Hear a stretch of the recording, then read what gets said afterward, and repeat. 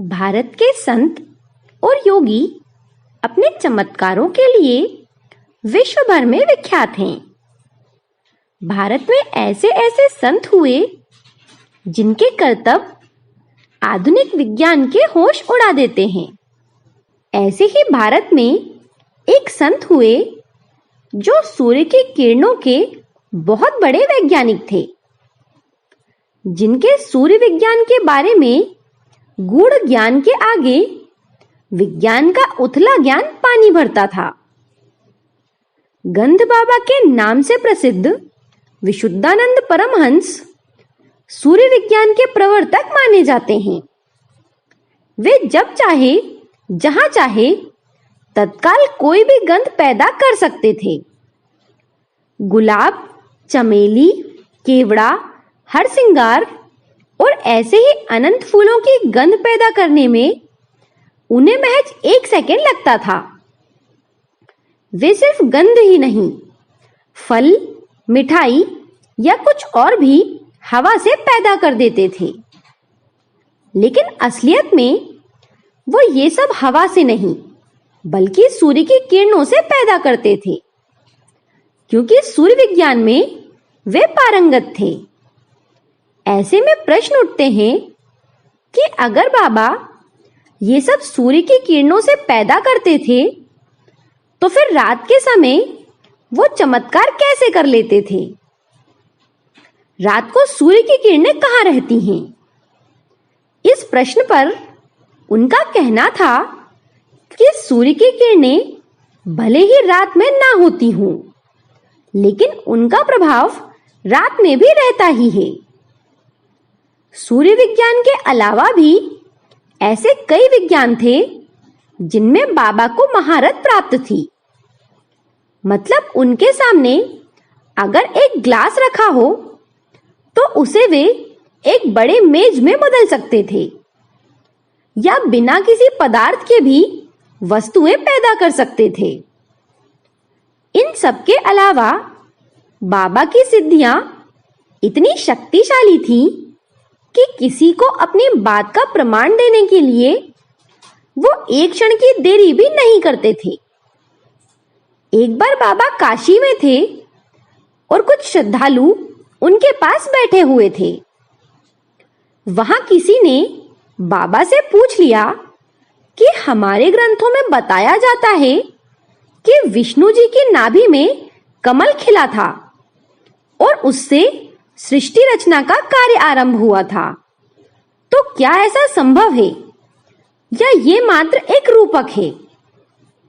इस पर बाबा ने कहा कि जो वस्तु तुम्हारी बुद्धि के बाहर है तुम उसे अस्वीकार कर देते हो, उसका विश्वास नहीं कर सकते, परंतु इससे कुछ फर्क भी नहीं पड़ता। सत्य वस्तुतः सत्य ही रहता है। तुम्हें क्या लगता है, नाभि में कमल होता है? क्या तुम ये मान सकते हो? तब उस व्यक्ति ने कहा, मेरा तो इस पर कोई अनुभव नहीं है, लेकिन कोई वैज्ञानिक या डॉक्टर भी इस बात को नहीं मानेगा। बाबा ने कहा कि तुम्हारे डॉक्टर जानते ही कितना है। मानव देह की कार्यप्रणाली अत्यंत जटिल है। क्या तुम इसे प्रत्यक्ष देखना चाहते हो? तब वो व्यक्ति कौतूहल से बोला, हाँ बाबा, प्रत्यक्ष देखने का अवसर कहाँ मिल पाता है, इसीलिए तो विश्वास नहीं होता। बाबा बोले, ठीक है।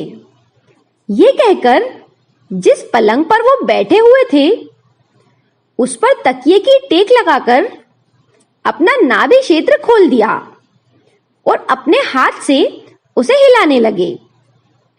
पहले उस स्थान पर गहरा खोखला गड्ढा हो गया, फिर उसने लाल रंग धारण कर लिया।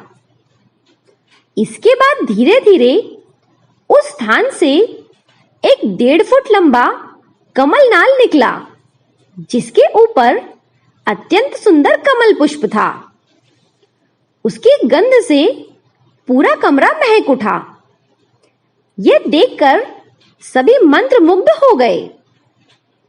तब बाबा बोले, इस समय सूर्य का तेज अधिक नहीं है, नहीं तो ये कमल छत तक पहुंच जाता। थोड़ी देर के बाद वो कमल नाल सहित धीरे धीरे संकुचित होकर पुनः नाभि में प्रवेश कर गया। अंत में बाबा ने हाथ से पेट दबाकर नाभि को पूर्वावस्था में कर दिया और कहा, देखो, इसी नाभि में लाल, श्वेत और नील वर्ण के असंख्य कमल विद्यमान हैं। योग में अत्यंत उच्च कोटि में प्रविष्ट ना होने पर यह अनुभव नहीं मिल पाता, लेकिन इसकी वजह से हमें इसे झूठ कहने का अधिकार भी नहीं मिल जाता। इसीलिए ऋषियों के वाक्य में विश्वास रखना चाहिए। योग्यता अर्जित करने पर इन विषयों का अनुभव साधक को अपने आप हो जाता है।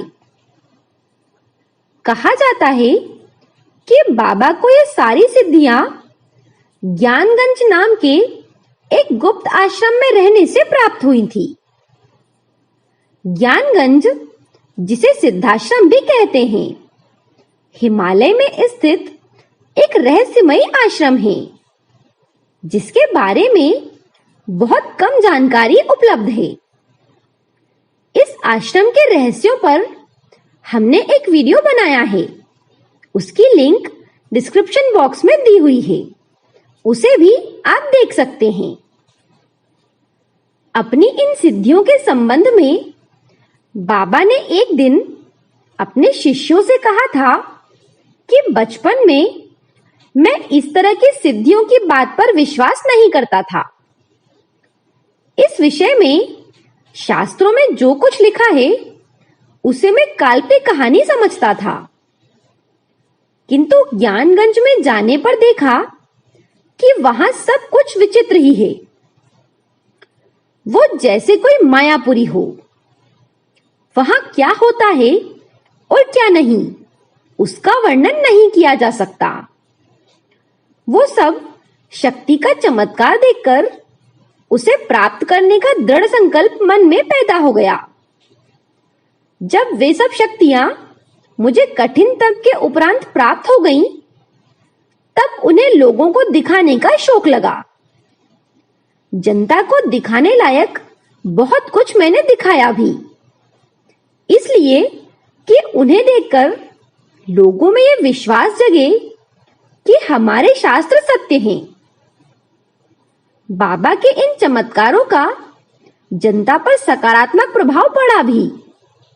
जो लोग स्वामी विशुद्धानंद परमहंस जी के संपर्क में आए, उनके चमत्कारों और शक्तियों को देख मन में श्रद्धा और विश्वास लेकर लौटे।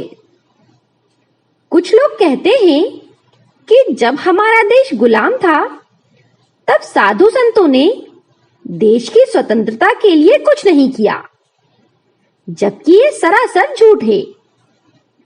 स्वामी जी ने अंग्रेजों से प्रताड़ित निराश भारत के मन में आशा और उत्साह का एक नया दीप जलाया, जिससे भारत पुनः अपने ज्ञान, विज्ञान, योग एवं तप साधनाओं के द्वारा पूरे विश्व में जगत गुरु के रूप में अपनी प्रतिष्ठा प्राप्त कर सके। सभी सिद्ध संतों ने अपने जीवन में भारत के लिए कुछ ना कुछ महत्वपूर्ण जरूर किया है, और उसके परिणाम अब दिखना शुरू होने ही वाले हैं। एक बार देश, धर्म और समाज की दुर्दशा देखकर शिष्यों ने अपनी निराशा बाबा के सम्मुख रखी। इस पर उन्होंने दृढ़तापूर्वक उत्तर दिया कि चिंता का कोई कारण नहीं है। हम लोग धीरे धीरे मंगल की ओर ही बढ़ रहे हैं। हिंदू धर्म का लोप नहीं हो सकता है। जो लोग इसके विनाश का प्रयास करेंगे, उनका ही सर्वनाश हो जाएगा। द्वितीय विश्व युद्ध से 5 वर्ष पहले ही स्वामी जी ने इसकी भविष्यवाणी अपने शिष्यों के सामने कर दी थी। दुनिया में हुए विनाश के फल स्वरूप सभी पुरानी सभ्यताएं ध्वस्त हो चुकी हैं। लेकिन अगर सिर्फ हमारी सनातन संस्कृति आज बची हुई है तो इसके पीछे गंधवाले बाबा जैसे सिद्ध योगियों की एक लंबी श्रृंखला रही है, जिन्होंने विपरीत हालातों में भी अपने तपोबल से इस देश को संभाले रखा। गंधवाले बाबा विशुद्धानंद परमहंस को हमारा इस वीडियो द्वारा प्रणाम। वीडियो पसंद आए तो इसे आगे शेयर कर दें। धन्यवाद।